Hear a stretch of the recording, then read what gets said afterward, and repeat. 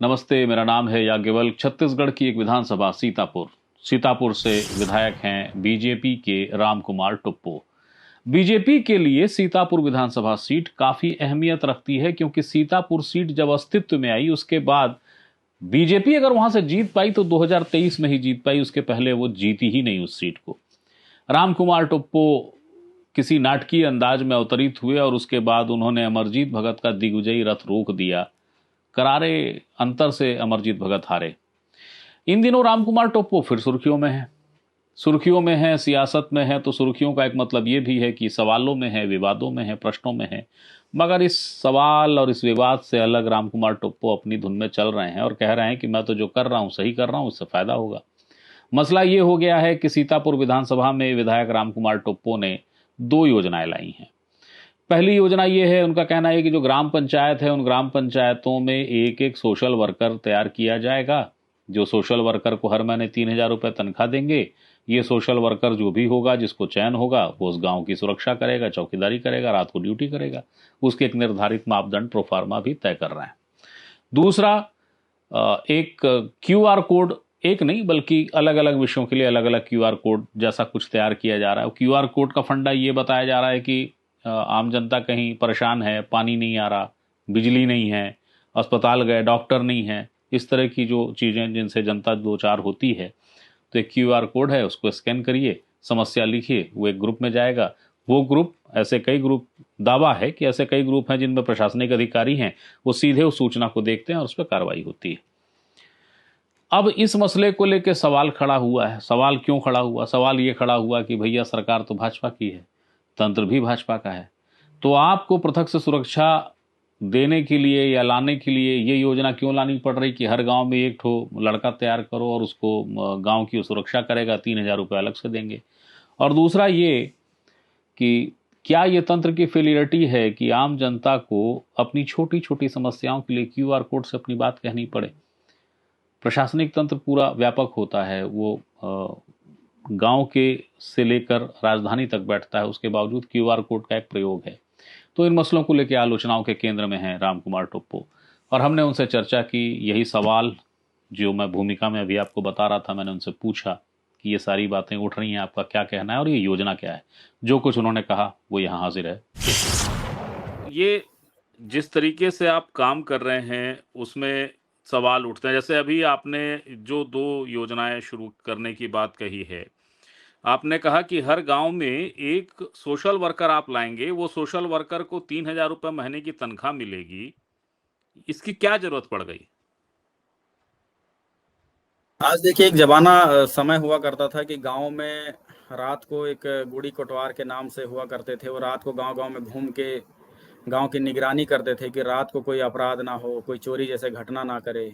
लेकिन आज वैसे चीजें दिखती नहीं है, इसलिए जो आपराधिक श्रेणी के लोग हैं वो मनमानी चोरी जैसे अन्य घटनाओं को अंजाम देते हैं। तो आज ये महसूस हुआ कि क्यों ना उसी तर्ज पर दोबारा इस प्रथा को किया जाए, ताकि गांव की सुरक्षा सही ढंग से हो और अपराध की श्रेणी जो आज बढ़ रही है उसको काबू में लाया जा सके। विधायक जी, प्रदेश में तो सरकार आपकी है, कानून व्यवस्था आपका है, लॉ एंड ऑर्डर आपका है, पुलिस आपकी है। ये कहते हुए क्या आप कहीं इशारों से ये मान रहे हैं कि सुरक्षा को लेकर खुद की चिंता करनी ज्यादा जरूरी है, किसी एक एजेंसी के भरोसे बैठे रहने से बेहतर है कि खुद की सुरक्षा कर लो? नहीं नहीं, ऐसा नहीं है। और ये अपराध की श्रेणी अभी ही नहीं बढ़ी है। आए दिन क्या है देखने को मिलता है, यदि किसी क्षेत्र को और ज्यादा सुरक्षा की दृष्टि सुदृढ़ बनाए जाने का यदि प्लान किया जा रहा है तो ये तो अच्छा ही है। ये 3,000 का भुगतान कैसे होगा सर? ग्राम पंचायत इतनी सक्षम तो नहीं, उनको पिछले कार्यकाल के ही पैसे बहुत सारे मदों के मिले नहीं हैं, और 3-3 हजार 12 महीने, या अगर यही क्रम चलता रहा तो आगे और चलेगा। ये नियमित रूप से पैसे कैसे आएंगे, कैसे देंगे? देखिए, इस तरीके से जो कर्मचारी हैं गांव के मेंटेनेंस के लिए हो चाहे सफाई के लिए हो, ये ग्राम पंचायत अपने आप में सक्षम है। इनके पास बहुत सारे ऐसे मदें होती हैं जिसके माध्यम से ग्राम पंचायत ही अपने व्यवस्था के तहत रख सकता है। इसमें कुछ नया चीज नहीं है, बस इसको प्रभाव तरीके से काम हो उसके लिए क्या है, चयन प्रक्रिया रखा गया है, उनके एक प्रशिक्षण रखी गई है ताकि जो उद्देश्य है वो सार्थक बने। बाकी ये नया चीज नहीं है, उनके व्यवस्था में ऑलरेडी ये सारी चीजें हैं। ये जरूरत क्या सिर्फ इसलिए पड़ी, वही मेरा प्रश्न जो उसके पहले था, कि जब पुलिस है, पुलिस सक्रिय है, तो ये जरूरत क्यों पड़ रही है आपको कि कोटवार जैसी व्यवस्था के होते हुए भी आपको लग रहा है कि नहीं नहीं नहीं, एक ऐसा सोशल वर्कर लाओ भैया, उसको ट्रेंड करो और उसको गांव गांव की हिफाजत के लिए रात को तैनात करो। क्या जरूरत क्या पड़ रही? और अगर अपराध बढ़ रहा है तो फिर पुलिसिंग को टाइट करने के बजाय ये व्यवस्था क्यों? ये तो पैरेलल हो गया ना। नहीं, आज देखिए पुलिसिंग सही है, अपनी काम कर रही है, और दिन में कोटवार भी हैं जो अपना सूचना तंत्र का काम कर रहे हैं। लेकिन इतने सारे पुलिस के जवान नहीं हैं कि हर कोने में तैनात किए जा सकें। लेकिन हाँ, इतना ज़रूर है कि हर गांव में कम से कम रात को जागने के लिए इस व्यवस्था के तहत किया जा सकता है। ये इसका अर्थ ये नहीं कह सकते कि केवल और केवल पुलिसिंग लूज हो रही हो या शासन लूज हो रही है, ऐसा कुछ भी नहीं है। ये एक ट्रायल है, और इसमें एक बेहतर सुरक्षा की दृष्टि से और गांव में अन्य कामें भी होते हैं, उसके अनुसार से एक व्यवस्था बनाने का प्रयास किया गया है, और उम्मीद है कि इसका रिजल्ट बहुत अच्छा आएगा। ये स्टार्ट कब तक होगा? आप तो रिजल्ट पे पहुंच गए विधायक जी, अभी तो स्टार्ट नहीं किया आपने। देखिए, कोई चीजें जब प्लान बनाई जाती है तो कल्पना किया जाता है कि इसका रिजल्ट कैसे होना चाहिए। अन्यथा रिजल्ट पहले से ही अगर खराब नजर आती है तो आदमी लॉन्च करेगा ही क्यों। तो ये अभी शुरुआत हो चुकी है। ग्राम पंचायतों में जो भी प्रतिभागी इसमें शामिल होना चाहते हैं वो अपना जानकारी जमा कर रहे हैं। उनका सिलेक्शन प्रक्रिया होगा और उनका एक प्रशिक्षण होगा। उसके बाद पुलिस भी प्रशिक्षण इनको देगी कि सुरक्षा के लिहाज से क्या क्या चीजें देखनी जरूरी हैं, कैसे होना चाहिए। उसके बाद ही इनको ग्राम पंचायत में काम के लिए उतारा जाएगा। तो विधायक जी, अर्हताएं क्या हैं इनकी? किस तरीके से आवेदन करेंगे? आवेदन आपने मांगे तो उसमें योग्यता क्या है? क्या प्रक्रिया? चुनेगा क्योंकि कौन कम इनको? से कम से कम इनके 5 ही पास होना जरूरी है, और शारीरिक रूप से और मानसिक रूप से भी फिट होना जरूरी है। और चयन कैसे होगा? वो चयन की समिति में कौन होगा? चयन की एक कमेटी बनाई जाएगी, और इसमें फिलहाल ग्राम पंचायत के माध्यम से ही ये लोग अपनी जानकारी देंगे कि मैं इस चयन प्रक्रिया में शामिल होऊंगा। आपने एक और विषय छेड़ा। आपने कहा ये क्यूआर कोड है, इस क्यूआर कोड को दिखाओ, और क्यूआर कोड को दिखाओगे तो फिर नाली की समस्या हो, पानी की समस्या हो, हेल्थ की प्रॉब्लम हो, वो दूर होगी। ये क्या है? बिल्कुल, ये भी कोई नई चीज नहीं है। आज काफी साल हो गए कि हमारा भारत देश आज डिजिटल युग की तरफ जा रहा है, और आजकल पेमेंटें भी बहुत सारे इसी क्यूआर कोड के सिस्टम से ही होते रहे हैं। माने कैश भी लोग बहुत कम इस्तेमाल कर रहे हैं। तो उसी चीज़ों को थोड़ा सा ये लगा कि इन चीज़ों को क्यों ना जनता की समस्याओं के लिए इस्तेमाल किए जाएं, और हमने कुल 5 क्षेत्रों को उठाया है, जिसमें पानी, जैसे हैंडपंप खराब है गांव के तो पानी की समस्या कह सकते हैं, बिजली गुल है, या स्ट्रीट लाइट नहीं है, या गंदगी है, या फिर पीडीएस जो कि आज गांव से आम जनता से ज़्यादा जुड़ी होती हैं कि उसके संचालन में अनियमितता देखी जानी, समय से राशन नहीं मिलना। तो ऐसे 5 चीज़ों को चिन्हित करके हम लोगों ने इसका एक क्यूआर कोड सिस्टम बनाया व्हाट्सएप के माध्यम से, और संबंधित जगहों पे हमने पूरे ग्राम पंचायत क्षेत्रों में इसको लगवाया।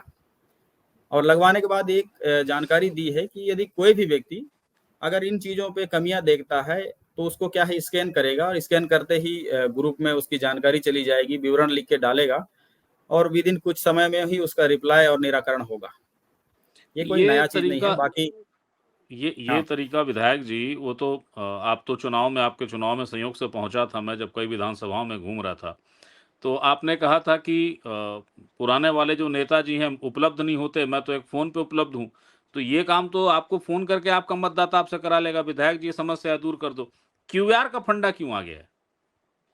देखिए फोन का समस्या, देखिए फोन अब इसी चीज में देखिए कि फोन अगर हजारों फोन आएंगे और फोन का रिप्लाई करना अलग है, और फोन को उस समस्याओं को फिर फॉरवर्ड करना अलग है। लेकिन जी। हमने इस बीच के कड़ी को कट करते हुए डायरेक्टली प्रॉब्लम को सोल्व करने के लिए निदान किया है। इसमें देखिए इन ग्रुपों पे निगरानी हमारी स्वयं की है, और अधिकारियों की भी है, संबंधित अधिकारी भी हैं इसमें। और आए दिन, जैसे आज माननीय मोदी जी के जन्मदिन के अवसर पर इसको लॉन्च किए थे, और आज 2 से 3 दिन हो गया, इसमें इतना अच्छा रिस्पॉन्स आ रहा है कि ना मेरे पास छोटे छोटे जो समस्याएं हैं उनके लिए फोन भी नहीं आ रहे, डायरेक्ट लोग स्कैन करके उसमें डाल रहे हैं, और उनका समस्या कुछ ही समय में दूर हो जा रहा है। तो इससे अच्छा और मुझे लगता है कि समस्या निदान करने का तरीका डिजिटलाइज रूप से माननीय मोदी जी ने भी कहा है कि डिजिटल पेमेंट को प्राथमिकता दें। तो उन्हीं के जन्मदिन पर हमने इसको लॉन्च किया था कि समस्याओं को दूर करने के लिए भी एक डिजिटल चीज़ों को प्राथमिकता दिया जाए।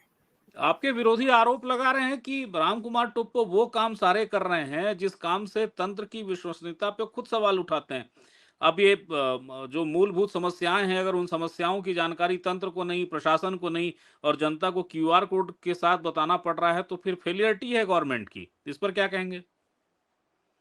देखिए, आज अगर रोड में बड़े-बड़े गड्ढे हैं, तो इसके ज़िम्मेदार केवल राम कुमार नहीं है।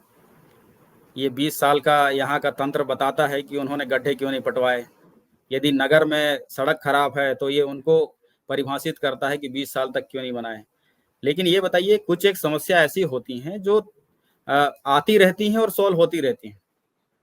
और उन चीज़ों को जनता ही समस्याओं को क्या है लेके आती रहती हैं, फ़ोन के माध्यम से भी बताती हैं। तो उस सिस्टम को हमने और अच्छा सुगम बनाते हुए तत्काल रूप से समस्या दूर हो बोल के बनाया, तो इसमें मेरे हिसाब से तो सवाल नहीं उठनी चाहिए। या तो ये सोच रहे होंगे विपक्ष वाले कि सारा चीज़ें व्यवस्थित बना दे रहा है, हमारे कदम रखने के लिए जगह नहीं है, तो इसमें टिप्पणी करें।